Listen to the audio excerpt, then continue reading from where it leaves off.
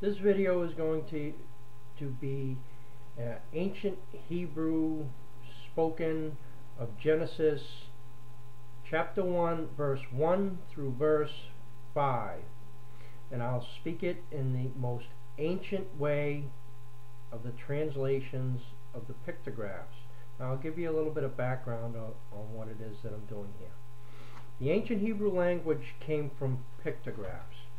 And I have some pictographs here that I made into a scroll because I had discovered that the ancient pictographs are actually what a person could call the first cursive writing. You know, the writing that people do that flows, not just print but cursive, and that actually the language evolved into a printed form. But it started out as cursive form, and that's what I want to show you. Now if you look at this, and I'm going to pull it across the screen, you look at this, there's the first one, that's the A. But take notice as I go along here that every picture is the same width, and every picture connects at the same point. And this is how they developed the ancient language, the pictograph language. Now I'll add something more. As you see here, you see how it looks like a flower pattern in the back? Now I made that pattern there. That's known as the flower of life pattern. And you'll find out if you Google search flower of life that there's a lot of information stored in the flower of life pattern. Everything that has been ever created in the universe comes from that pattern. You'll find that out if you research flower of life. Now, in a simplistic form, when the language was created and the ancient Hebrews adopted it, which in actuality I don't believe it was the Hebrews themselves that made these pictographs, but they did adopt it and they did keep it, and they did keep the language, and that is personally why I believe that they were considered the chosen people of God, because they retained that ancient knowledge and kept it with them in their language. Even though they changed it, they altered it, they can't take it away. It's there forever. And we have a lot we can learn from it. But anyhow, I don't want to make this video too long and boring for people. This is the basket weave pattern. Now I did this in a yellow and orange so that it shows up easier. But this pattern is the same pattern that makes up this flower of life pattern. It's the same exact pattern. The only thing that's missing is on this basket pattern is you see how, like with the arm on the Holy Spirit. Now that's what this is. This was originally called the hay, and this is a representative of the Holy Spirit, which would have been the spirit dance that the tribal people did in order for God to reveal something to them. Now whether it be the tribal chief or the other members of the tribe doing the spirit dance, it doesn't really matter. See, as we tend to get used to people taking hold of everything and becoming the leader, and people rely on the leader, but unfortunately power corrupts, and absolute power corrupts absolutely. But anyhow, as you see, that pattern, the only thing different in this basket weave pattern compared to the flower of life is how I put a line right through these triangles. Now what it does, diamond shape rather, and the diamond shape makes two triangles because actually everything is made of triangles. But actually this line that would come across there, that was part of their waterproofing their baskets, where they took a cord and they put it in an asphalt material. I forget the name of it off the top of my head, but it would turn it black and sticky, and that's a cord that they used to waterproof these baskets. So anyhow, I'll continue on further. We have these pictographs here, and like I said, as you see, each and every one connects at the same exact point. It was a real, you know, it wasn't random stuff. I mean, if you look at the writings as they evolved, they started becoming random looking. They were by no way something that was random. Every single one of these connects at the same exact point, and every single one of these pictures are the same exact width. It's a pretty good feat that they came up with. You can't say that they just came up with that out of nowhere. Now, I guess I'll start reading this, starting with Genesis chapter 1, verse 1, word 1. And I'll read the way that it was originally spoken. Oh, which I'm going to pull up here.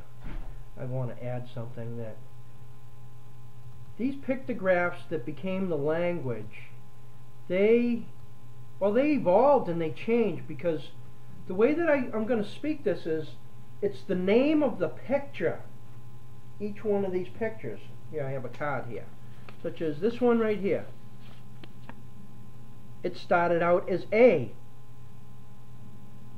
and ironically it became A in our alphabet. This is the Alf, or the Ale, or the Aleph.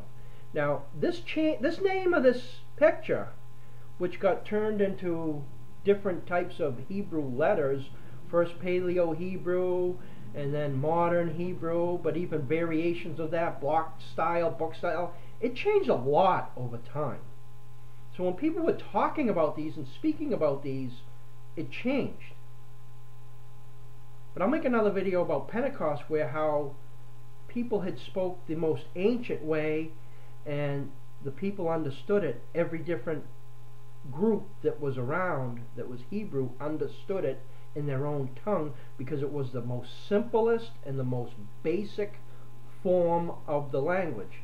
But as I was saying there, that A, that changed 7 times, at least 7 times that we know of. It started from A to Ale to Alpu to Alp to Alpa to Aleph to Allah. It changed a lot, but I better get going here because this is taking a long time.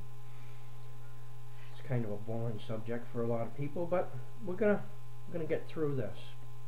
Okay, Genesis chapter 1, verse 1, word 1. I'm going to start with it.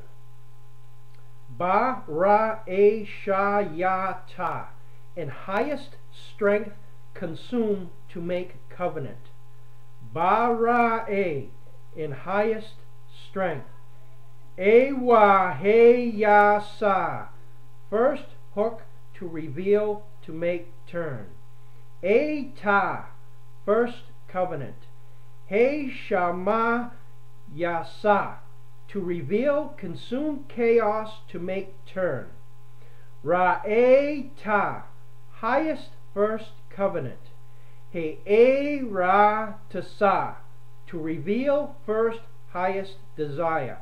Now that was Genesis chapter 1, verse 1, the total of it.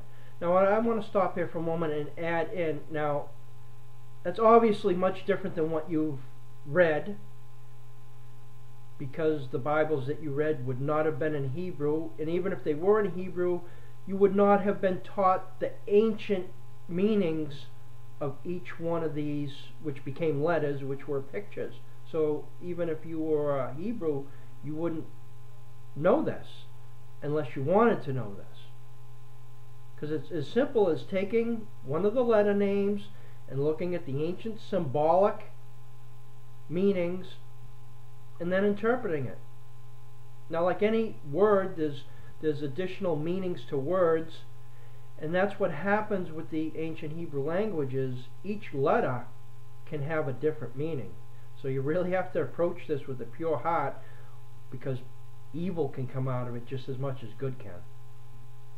But I'm going to continue on to show that this is a pattern, and this is something that is built in this. And this is what Moses was passing along. It was the Sanhedrin, which was the 70 elders of the community, that took over. And what Moses started did not continue. I think I have to make that clear. What Moses had started did not continue. It got hidden. And the Greek word apotheosis explains it where something is made into a god figure through writing. Typically poetic writing. It's very, it's very fluffy. People accept it very easily. And well, people can abuse it very easily too. But this is written in stone by taking the ancient pictographs and their symbolic meanings. This is written in stone, as the 10 Commandments would have been written in stone, which I'd like to add to 10 Commandments. Actually, it doesn't mean 10 Commandments anyhow. Even in the diction meaning, it means something like the first 10 words. It means something like that. So there's something to be learned there. I haven't gone through and tried translating it yet. It takes a lot of time, because as you see, one word ends up an entire sentence. So just think, there's 600,000 words in the Torah, so we got 600,000 sentences instead of 600,000 words. It's a lot of interpretation. But I'm going to continue on, in case anybody's still watching this, to show you that this is a pattern. This isn't just the first verse. I believe this continues on and will give us information all the way up to the time of the Tower of Babel, where, for example, the word Elohim is changed. And that's where the powers, the people, the leaders in control, messed up the language. They didn't want this. This is what was being spoken about when they're talking about the Tower of Babel was built with bricks and asphalt as mortar. This is what they were talking about. This is it. The interpretations, the original language. So I believe that there's a lot for us to learn from Genesis 1 all the way up to that point. I don't remember where that is in Genesis, the Tower of Babel, but there's a lot to be learned there. But anyhow, Genesis 1 verse 2. Wahe era tasa, hook to reveal first desire. Heya tahe, to reveal, to make covenant, to reveal. Tahe wa, covenant to reveal hook. Now I'd like to add that hook is, for the most part, an altar and pathway, a person's pathway, their life pathway. It's an alteration in that. That's something that occurred, like, well, for example, with the story of Adam and Eve. They were hooked. You know, the serpent hooked Eve, and Eve hooked Adam. Okay, I'll continue on. Tahewa, covenant to reveal hook. Wabahewa, hook into, to reveal hook. Wacha shada, hook to separate, consume, to enter. Ewa, experience hook. Fa, naya, speak, life, work. Tahe wasa, covenant to reveal and turn. Wara wacha, secure, highest, and to separate. Ela heya sa, first tongue to reveal, work, hate. Now I'd like to add in there, a person's got to be very careful when they translate these, when they run into like this particular interpretation of sa, which is hate, you know, in its appropriate form. It's not a problem. But a person's got to be careful. They start translating these things, and with the word like hate, they may be end up misusing hate. Now this is speaking of to reveal the work of hate. That's what it's saying. The first tongue to reveal the work of hate. And this is something that we really should be actively doing. Now, I tend to point out quite often on these YouTube videos, because I run into a lot of racist people, and that's the hate that I work on revealing. I really don't care what's coming out of their foolish mouths. I really don't. But that seems that I always get stuck in that predicament with these people, that they come on there and they see my light skin and they gotta go after and start saying how I'm gonna be killed and slaughtered, and in the new kingdom I'm gonna be enslaved and all this stuff. Well, that's hate. That's hate. There is no place in the new kingdom for hate. There is no way on this earth you can get me to believe that those people are going to be able to enter the new kingdom in that condition. No way. That's the condition that the ancient people were in.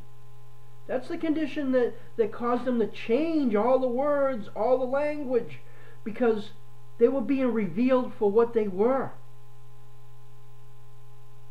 And with that happening, they would not be allowed to be in control any longer. And that's the same exact thing that we're dealing with, is when we reveal the chaos and the hate and everything that's going on in the whole in the world, we're going to be able to destroy it. We're going to be able to take it down. You know, when the people, they get together in these groups, these Occupy groups, and they speak about how there's only 1% control in the world and it's a 99% and we can take it over. Well, they're partially right. It's not even 1%. It's not even 1% that's causing all this strife, all this hatred, all this war. It's not even 1% of the population. It's probably not even 1/10 of 1% of this population. It's certain families that really have caused this. It's certain families. And it's just so simple to deal with. You just gotta reveal them. That's all that has to happen. You know, people, they get all wrapped up in the stuff and all this, oh, war, kill, maim, yeah. That's not what our God is all about. If that's what our God was all about, then Jesus would have showed up and said, okay, I got 12 guys here, I got Paul, I got Saul. He's the man. We're going to chop some heads off. We're going to take over this place. That's not what happened. It's not what was supposed to happen then. I don't believe that's what's supposed to happen now. So I'm not saying, hey, let's get these dirty bastards and cut them up. Woo! Because what would we become then? We would become the same. They do have to be revealed for what they are. And, well, there's further things that I believe that have to happen, but that's, you know, that's my own opinion. But we are mandated to reveal the hatred. We are mandated to reveal the chaos. We are mandated to make them reveal themselves. That's what our job is. Our job isn't to go out there and entice these people to kill us. Our job is to reveal for what they are. Now we're told that some of us are going to get killed over it. That is going to happen, but that's not what our job is, even though it is going to happen. I'm going to end this video. I'm not going to do any more reading. I think what was supposed to happen happened.